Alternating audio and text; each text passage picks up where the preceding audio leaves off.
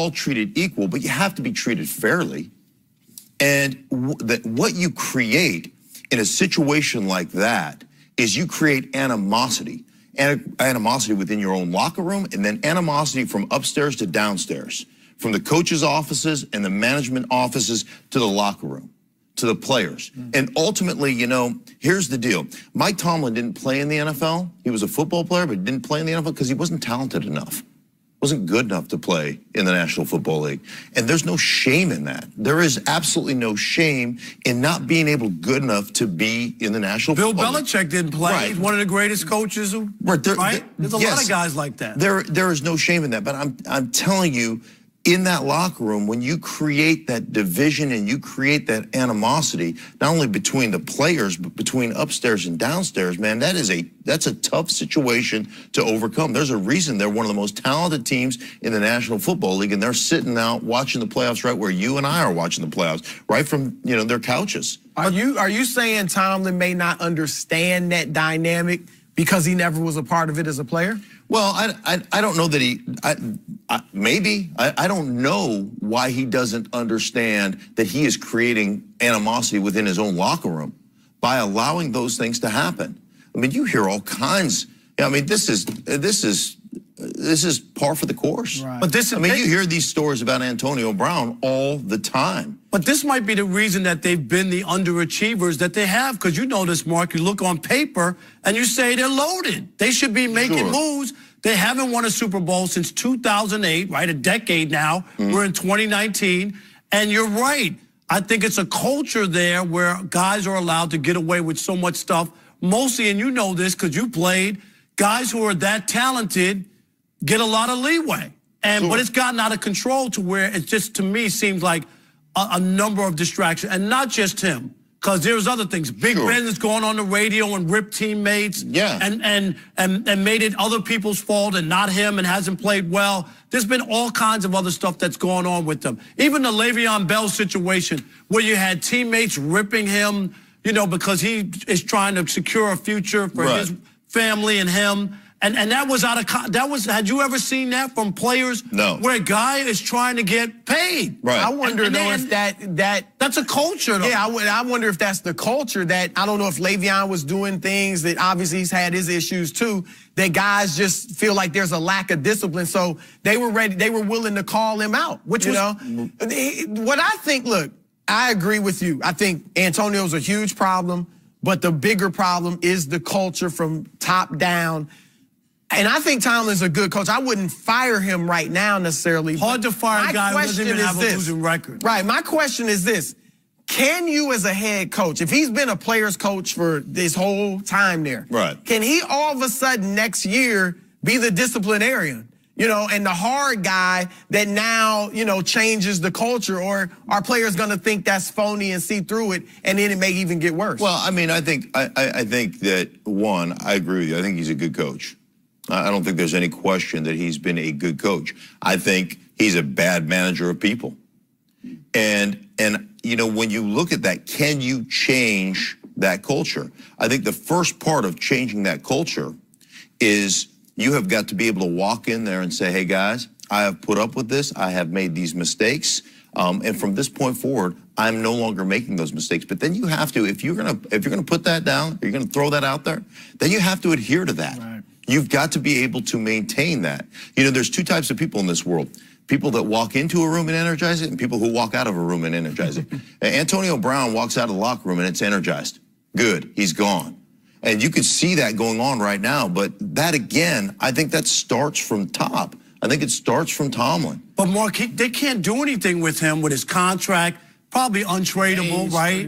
He's 31. Can they do something? What? Well, I mean, you know, one thing about this league that I know to be true, because I spent a lot of time in it, is that most organizations and most coaches feel there's enough ego there. I always said this: you think the egos are big downstairs in the locker room? Walk upstairs, the coaches' offices, right?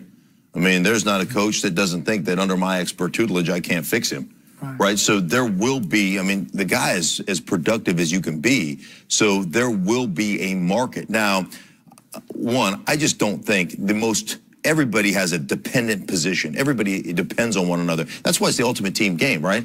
Like, I don't understand how receivers get to the point where they don't understand that 10 other guys have to do their jobs exceptionally well for me to touch a ball. Right. Like, where do you lose that? Like, where did you become so self-absorbed? Because the receiver gets all the glory because people don't see all the other stuff. Right. And where does the camera focus in? The guy who caught it, and he's in the end zone. So, right, yeah. So I think that's where the inflated... where the inflated self-value is, but I would say of all the dependent positions in the National Football League, the most dependent is the wide receiver. And so why you would spend... New England has a model. They don't ever spend that much money on receivers. They go to Super Bowls. Like, there's a model there. Why you would make him your highest paid player or one of your highest paid players, why you would spend that kind of money on an Odell Beckham Jr. or an Antonio Brown or any of these guys is beyond me. It truly is. Yeah, he'll be tough to move because of how much money he's being paid right now. But again, I mean, it comes down to, do you have the intestinal fortitude to say, this is who we are, we've gotten away from it, we're gonna get back to it, and if you don't wanna play by our rules, you can sit here, we'll pay you, you know, you'll be on the team, but you're not gonna get a play. They got enough talent where, I mean, Smith-Schuster now has, you know, emerged as a #1 receiver. James Washington, they're high on him. If you could get something for Antonio Brown, just something, you're not going to get equal value, but something decent. You know, this team, when they let LeGarrette Blount go, you know, Le'Veon Bell steps up. When they, you know, this year, James Conner stepped up. I think they, in the name of changing the culture, if they could get a good trade for it, then I would do it. See, I just don't think they're going to be able to get it. I'm not so positive that everybody has to be a choir boy. And, you know, there's always guys, and you want to be able to work with them. There's some guys who are just so talented, and it's hard for them to always toe the line, or, do you know what I mean? And you just want to work. You know, you play with guys like that. So I'm not so sure that Pittsburgh can be that team that you're talking about, where you're giving up, Le'Veon Bell's going to be gone, you're going to trade AB, and Ben Roethlisberger is going the other way, quarterback-wise. You wind up stripping a team that should be in the mix every year that won't be if you make those kind of moves because you're just trying to clean up the locker room. Right, but part of the other part is when you look at it and when you watch and you break down Pittsburgh, part of it is what you've allowed the identity to become. Like, you're going to let your quarterback sit in shotgun and throw the ball just about on every down. You know, because you have so many talented players on the outside. I think a lot of kind of coordinator types get caught up into this. Like, they get caught up into philosophically, hey, all the rules are being bent to throwing the ball. We've got an all-star quarterback. We're going to throw it all over the place. And yeah, you're going to make a lot of dynamic plays doing that, right? You're going to have a lot of what they call explosives, 20-plus yard plays, right? But the other part is the negative explosives, the interceptions, the other issues that come up with that, the sack strip fumbles and all those things. One of those, you know, like 3 touchdowns, I mean, it takes 3 touchdowns or 3 big explosive plays or 4 big explosive plays to make up for one of those negative explosive plays.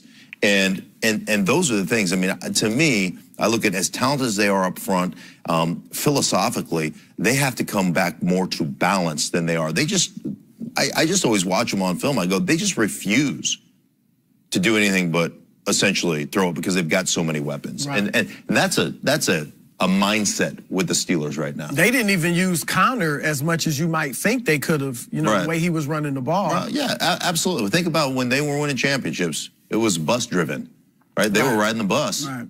They weren't flying to championships. They were bus riding to championships, and so they that sounds like sense. I was going to say, and it's been a long time since they won. So it sounds like they got to really do a big change about the philosophy of who they are. Where are the Steelers now? Right. You know what I mean? Are you just a pass-happy team, or are you going back to the basics of what got you championships? Hey, J.J. Smith-Schuster, if you say, hey, we're going to go back to running the ball and we want you to get mixed up in the briar patch and start hitting people and doing those things, you know what he'd say? I'm in. I'm a football player. That's AB pouting on the sideline, you know, crying about not getting enough opportunities. This is the ultimate team game, man. And to win championships, if that's truly what it's all about, and I believe that it is, to truly be a championship caliber squad and a championship caliber team, you have to care more about the other guys on your team than you care about yourself. And I doubt that AB cares about anybody more than he cares about himself. So with that being said, Mark, before we let you go, do you think this is something that AB can come back from in the locker room?